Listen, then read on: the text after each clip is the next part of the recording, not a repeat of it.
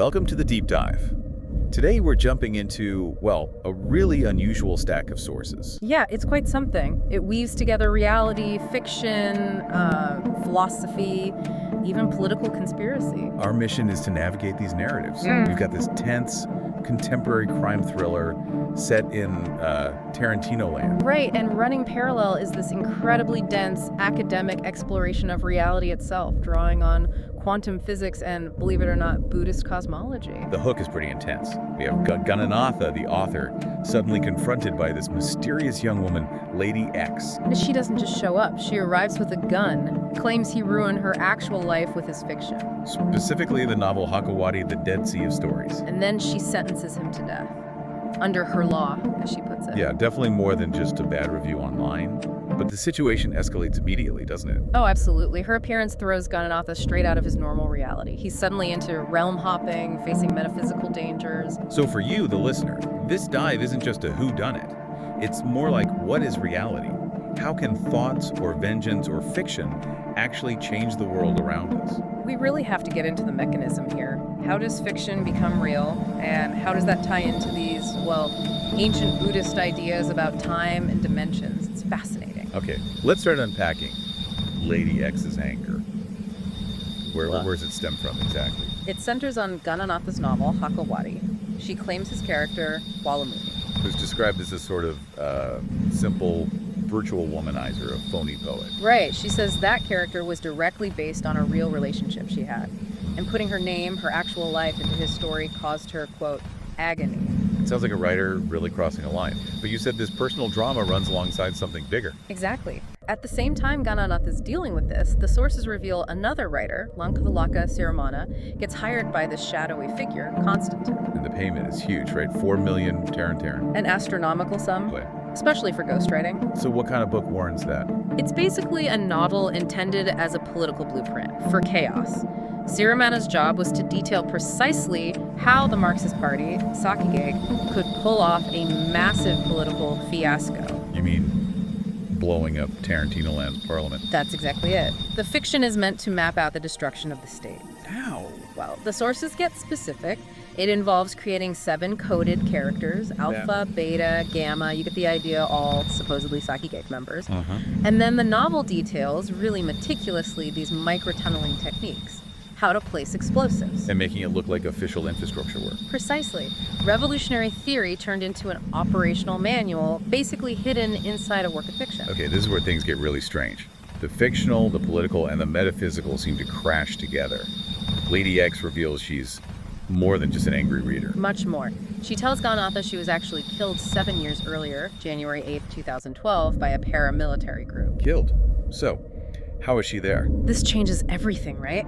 The sources suggest her intense desire for vengeance. It was so powerful. Like pure emotional energy. Exactly. It created this kind of supernatural feedback loop. She perpetually reincarnates, specifically through fiction. She becomes this living oracle. An oracle. Yes.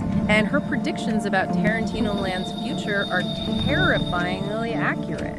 It's like she's using the collective narrative power, the power of stories, to bend reality itself. That's an incredible link between fiction and power. And speaking of power, Gananatha has this dream.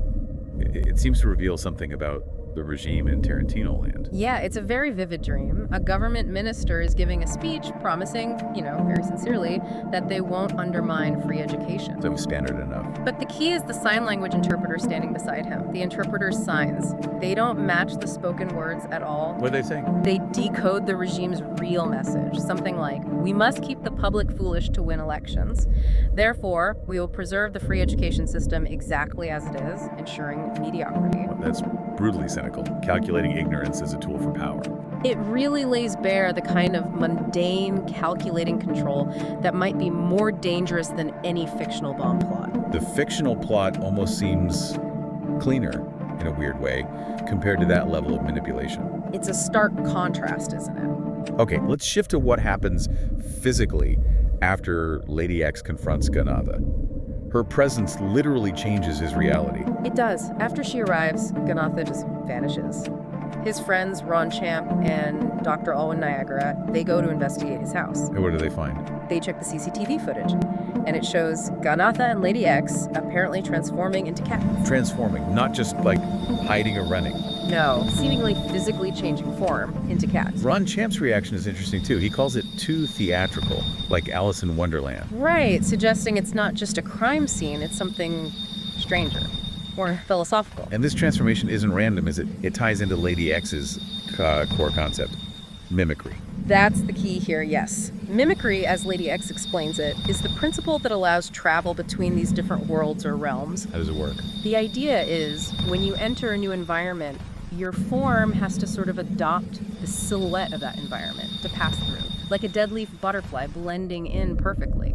So in the house, their intense metaphysical energy interacted with the environments. And the environment, or the realm mechanism, found the easiest path. It mimicked the most significant nearby animal form, the cat, to absorb them, let them transition out of the human realm. It wasn't deliberate magic then, more like metaphysical physics. Kind of like metaphysical entropy, yeah. The path of least resistance for transition. Okay, hold on. That's a big conceptual leap. If they just changed realms, how could their friends see anything on the CCTV? That's where Ron Champ's later experience becomes important. He starts having this weird visual phenomenon. What does he see? He sees text scrolling across his vision, images Gananatha's face, a woman's face projected onto his eyes. Projected. Yeah, and he realizes he's somehow viewing Gananatha's experiences. The sources say it's through a friendly ghost named Prathaya. A ghost acting as a link. Essentially, yeah. A narrative conduit connecting Ron Champ's perception back to Gananatha's reality stream, even as Gananatha is mid-transformation. Okay, that clarifies the connection a bit. So, mimicry lets them jump realities. What are these realities? Lady X uses this, complex structure based on Buddhist cosmology. Right, the 31 planes of existence, the Kama Bhumi or Kama Lokas. She explains it using algebra. She does. She starts with our world, the human realm, Manusa Loka. Algebraically, it's 3 spatial dimensions plus 1 time dimension, a 4 manifold. 3D plus 1t equals 4, our standard reality. And this, she says, supports single-headed organisms. Us. Okay, simple enough. But then she introduces concepts outside that, like the zero manifold. That's 3D minus 3t equals 0. 3 positive spatial dimensions balanced by 3 negative time dimensions. Exactly. 3D 3t equals 0. Negative time? Yeah. It's hard to grab. What does that even mean? Well, she suggests it represents states of pure potential, where existence is possible, but nothing has actually manifested or been observed yet. A state of perfect balance. A balance that needs to be broken for time, our kind of time, to start. Precisely, and that leads to the question, how does time begin in our universe if these other dimensions exist? What's her answer? It's pretty stunning. She links the highest Buddhist plane of existence, the Navazanana Saganyathana Deva, which is like nirvana before perception. Okay. She links that state to the physical moment just before the Big Bang. Wow, so nirvana as the precursor to physical reality. Her argument is that the Big Bang wasn't just random. It was triggered when the consciousness in that nirvana state, which she describes as inherently fragile, shattered because it engaged in self-observation. Observing itself caused the universe to spring into being. That's the idea. Anything unobserved stays in that zero manifold balance. But observation, especially self-observation by pure consciousness, breaks the symmetry, creates positive time, and boom, existence begins. The active awareness creates the cosmos. And she claims this multidimensional reality isn't just theoretical physics, it's in ancient myths. Absolutely. She points to figures with multiple heads polycephaly, like King Ravana, often depicted with 10 heads. She suggests these aren't just symbolic, they represent beings from realms with multiple time dimensions. So King Ravana's 10 heads could symbolize what, existing across 10 dimensions of time? His realm is listed as 9D plus 10T. Exactly. The multiple heads signify the ability to process information across those extra dimensions simultaneously. It implies ancient cultures maybe understood physics in a way we're only now catching up to with quantum theory. Viewing mythology almost as algebraic notation for complex reality. Might sound like that, yeah. Okay, let's bring this back to our own understanding.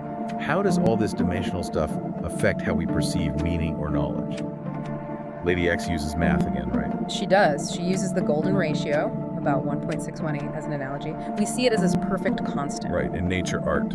But she reminds us it's actually the convergence point of an infinite fractional series, like the Fibonacci sequence getting closer and closer but never quite reaching it perfectly. So we never hit the absolute value, just an approximation. That's her point about meaning. She argues meaning is the summation of a series of information. Any theory, any truth we hold is just a chain of signifiers converging on an approximate value. Because we're limited by our 3D plus 1T reality. Exactly. Our knowledge is fundamentally limited. No theory, scientific or otherwise, is ever perfect. It's just the best approximation we can manage within our dimensional constraints. Which explains why she'd argue for a metaphysical approach, doesn't it? If science is stuck in the four manifold, maybe deep insights require tapping into something else. Precisely. And she gives examples. The mathematician Ramanujan, for instance, he claimed the goddess Mahalakshmi literally projected complex formulas onto his mind screen. Mystical revelation leading directly to verifiable math. Right. And then there's Wolfgang Pauli, the physicist. He collaborated with Carl Jung. Pauli realized through dream analysis, apparently, that quantum mechanics was missing something, a second dimension, which he felt was supplied by the archetypes of the unconscious mind. That's compelling. She's weaving together hard science, psychology, and mysticism. Arguing they're intertwined. That to really grasp reality, you need more than just observable 3D plus 1T data. Sometimes knowledge has to be, well, received, not just derived in here. And this gives a philosophical basis for her own power, doesn't it? Yeah. If meaning is an approximation, then fiction, a structured narrative, could become a new reality approximation. Especially when amplified by intense energy, like 7 years of focused vengeance. It makes Gananatha's writing seem almost cosmically risky. It really does. Linking a simple character like Walamuni to these vast quantum and cosmological ideas, suggesting thoughts and stories can literally reshape reality. It's staggering. But the sources pull us firmly back to Tarantino-Land's grim political reality, too. The power of language and narrative back in the everyday 3D plus 1T world. We saw it in that sign language dream. Yes. And before we wrap up, there's one final piece of political absurdity from the sources we just have to share. It's about the regime's definition of communism. Ah, right. The Tarantino-Land ruling regime has its own unique definition of a communist society. It is. They define it as the point where the ruling family's own family tree becomes the entire population. Wait, what? They aim to eliminate all other classes by simply replacing every class with members of their own extended family. A classless society achieved by making everyone part of the ruling dynasty. That's revolution through nepotism and corruption, taken to its absolute extreme. Exactly. And achieved through narrative control, too. Remember the news presenters dressed as kalamkarayas, as jokers. Right, to make people dismiss the seriousness of the news. It makes you wonder, which reality is scarier? Lady X's shifting realms, or the one Tarantino-Land's rulers are actively building? It really does. And it leaves you thinking, if reality is just an approximation built from narratives, what's the weight of your own narrative, your own thoughts, especially in the world you actually live in, the 3D plus 1T one? How much does that shape what comes next? A truly chilling thought to end on. Thank you for joining us on this deep dive into, well, existence, fiction, and political chaos. We'll catch you next time.